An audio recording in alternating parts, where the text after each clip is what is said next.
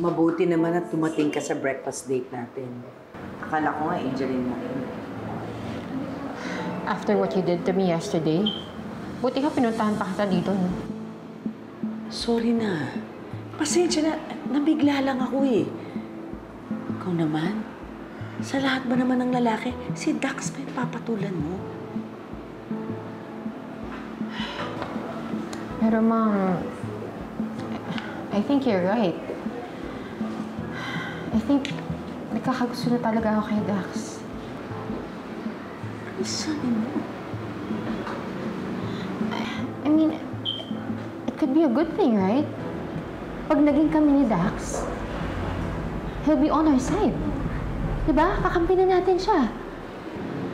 Nababaliw ka na ba? Pwede naman mangyari yun na hindi magiging kayo eh.